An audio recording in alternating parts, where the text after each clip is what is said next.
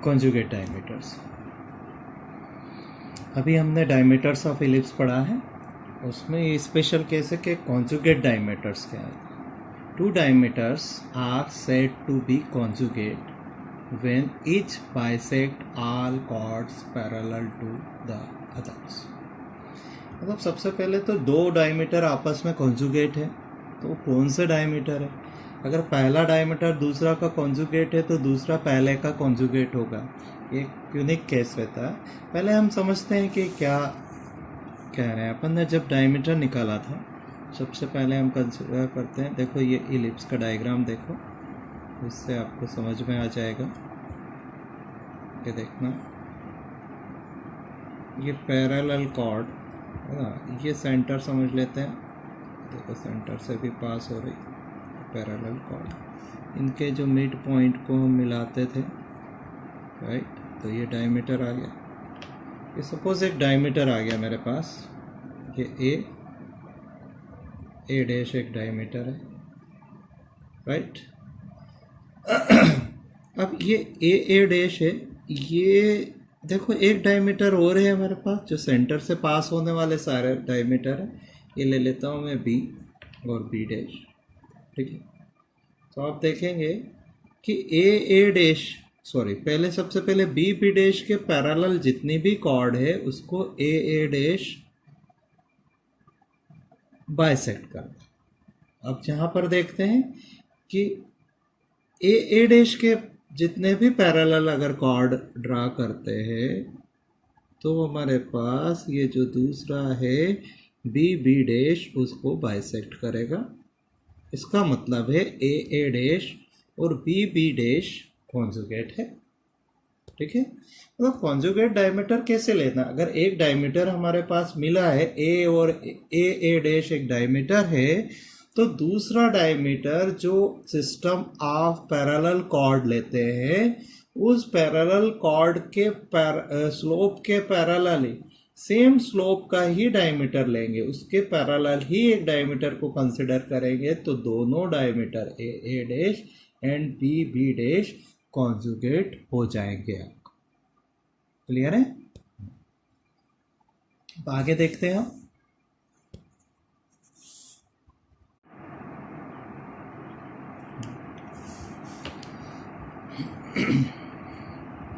हमने डायमीटर की equation find की थी। डायमीटर की इक्वेशन क्या है?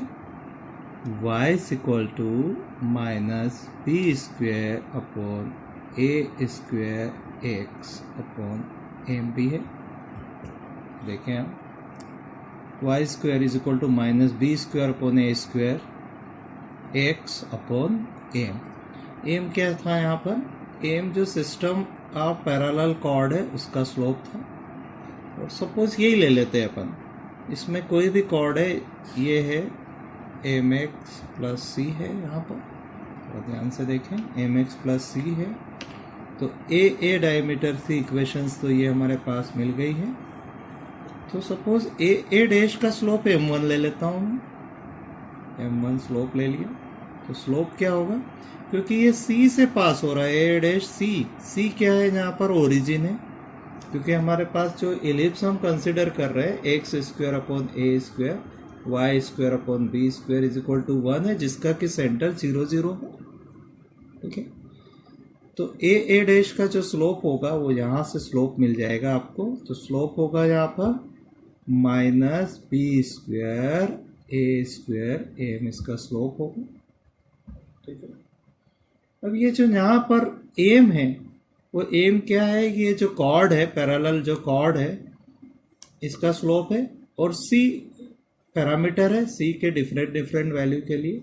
तो ये जो एम होगा, ये बी का स्लोप भी एम ही होगा, क्योंकि ये इस लाइन के पैरेलल है। तो slope of other diameter will be M. तो इन दोनों के बीच में जो रिलेशन होगा, सबसे पहले लिखता हूं मैं, ध्यान दें, स्लोप ऑफ बी डैश क्या है? यहाँ पर एम है। यहाँ से हम लेते हैं तो M m1 is equal to minus, ध्यान दें, एम यहाँ से लेते हैं, m1 is equal to minus B square A square. वापस से देखते हैं, ए डैश का स्लोप अगर मेरे पास m1 है और बी डैश का स्लोप m है, तो इन दोनों कॉन्जुगेट डायमीटर्स के बीच जो स्लोप का प्रोडक्ट होगा that is equal to minus B square upon A square, जो कि ये रिलेशन इससे आएगा, सेमी मेजर और semi minor axis. m1 is equal to minus B square upon A square.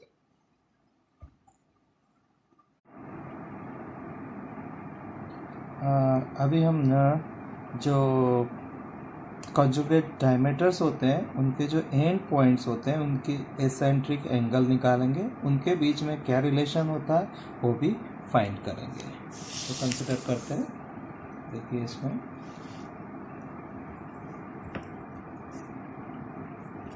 कि एक एलिप्स लिया है मैंने, ठीक है, एक एलिप्स है और ये ऑक्सिलरी सर्कल है, ये ऑक्सिलरी सर्कल है, ठीक है। इसका जो रेडियस होता है ए के बराबर होता है, ये सपोज ए है, ये बी है, तो उसी से हम देखते हैं ये ऑक्सिलरी सर्कल है, ठीक है। ऑक्सिलरी सर्कल को देखते हैं, एसेंट्रिक एंगल इसी के थ्रू निकालते हैं। जैसे ये सपोज कोई भी पॉइंट ले लिया मैंने, ये पॉइंट है मेरे पास, ये सपोज ये एक डायमीटर है। अब सर्कल में हम क्या देखते हैं, सर्कल में कॉन्जुगेट डायमीटर्स क्या होते हैं, जो एक दूसरे के परपेंडिकुलर होते हैं। देखो ये सर्कल को कंसिडर करो, इस सर्कल पे देखें, ये एक डायमीटर है हमारे पास, ये कोई भी डायमीटर ले लेते हैं, सर्कल के लिए ले रहा हूँ मैं, ए डैश सर्कल के लिए ले लिया, जहाँ पर ये सर्कल का है। दूसरा इसके परपेंडिकुलर अगर हम ड्रा कर देते हैं, थोड़ा ध्यान देना, दूसरा इसके परपेंडिकुलर अगर हम ड्रा करते हैं,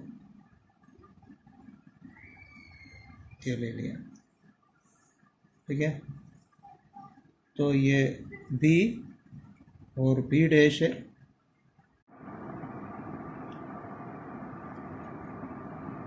ये हमने ऑक्सिलरी सर्कल पे ये टू डायमीटर ए डैश और बी डैश ड्रा किया, जो कि म्यूचुअली परपेंडिकुलर है, ये कॉन्जुगेट डायमीटर है सर्कल पे।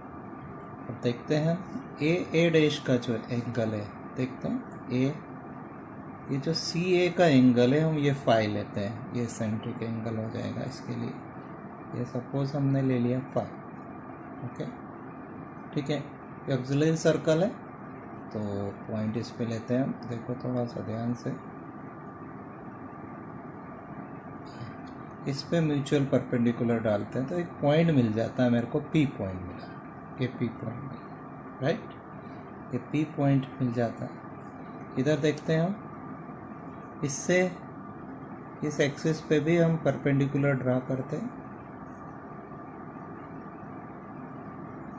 ये परपेंडिकुलर ड्रा करते हैं, देखो ए डैश से हमें एक पॉइंट मिल गया, दूसरा पॉइंट मिल गया पी डैश, ये पी डैश में, तो ये पी डैश को इससे ड्रा कर देते, इससे ज्वाइन कर देते,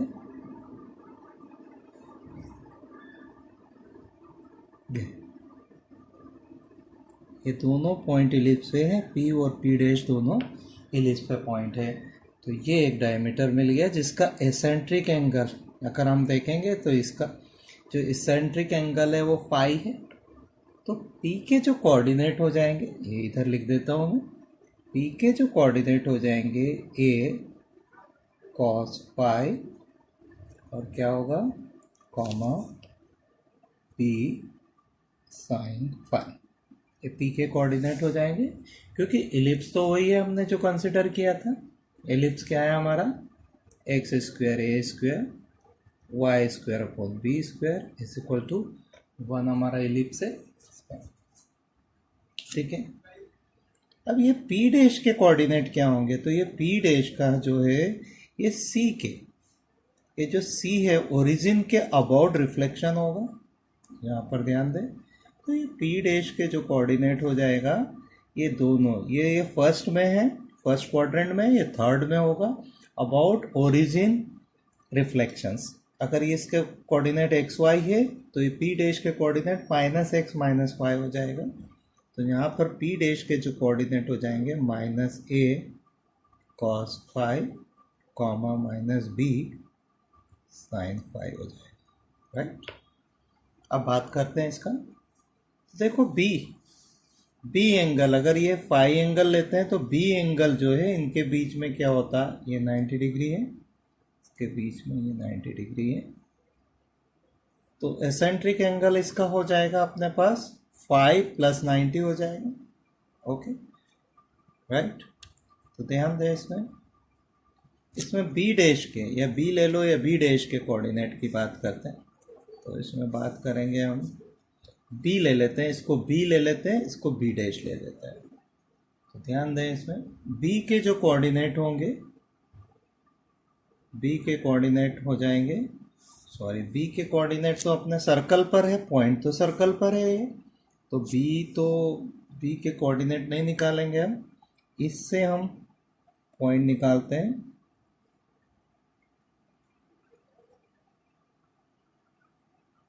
इससे परपेंडिकुलर ड्रा करेंगे, ये पॉइंट आ जाएगा हमारे पास। ये पॉइंट सपोज ये क्यू है, एक पॉइंट आ गया हमारे पास क्यू, ये क्यू है, ओके, ये क्यू पॉइंट आ गया। दूसरा इधर देखें, दूसरा इस पे परपेंडिकुलर ड्रा करेंगे, ये देखें इसमें, ये यहाँ पर जो पॉइंट आया ये क्यू डैश पॉइंट आया, ध्यान से देखें, ये क्यू डैश पॉइंट, ये दोनों, इन दोनों को ज्वाइन करूँगा मैं,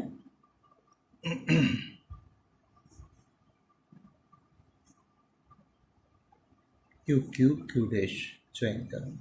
मेरे को 2 डायमीटर मिला, पी डैश और क्यू डैश म्यूचुअली ये कॉन्जुगेट है, म्यूचुअली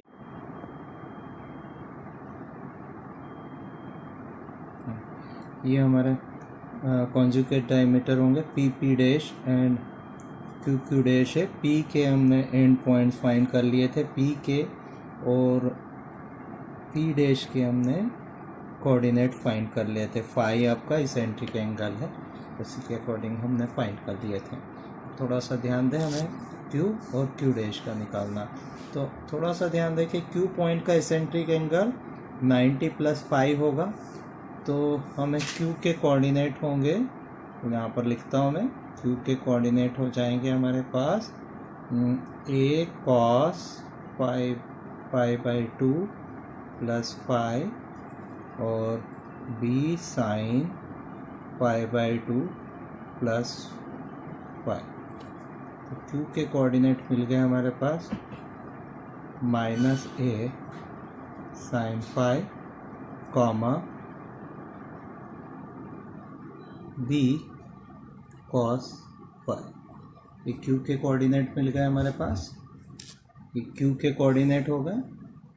देन क्यू डैश के कोऑर्डिनेट क्या होंगे भाई, तो क्यू डैश के कोऑर्डिनेट इसको रिफ्लेक्ट कर देते हैं हम, क्यू डैश को अबाउट ओरिजिन रिफ्लेक्ट करते हैं, तो ये पॉजिटिव हो जाएगा, ए साइन 5 और -b कॉस 5, ये मिल गया। कंप्लीट कोऑर्डिनेट हो गए, पी के हो गया, पी डैश के हो गया, क्यू के कोऑर्डिनेट हो गए, जो कि क्यू और ये क्यू के कोऑर्डिनेट हो गए, सिंप्लीफाई कर लिए, और ये क्यू डैश के कोऑर्डिनेट हमें मिल गए, राइट। बस एक रिलेशन भी हमारे पास मिल गया, अगर कॉन्जुगेट डायमीटर्स, किसी कॉन्जुगेट डायमीटर्स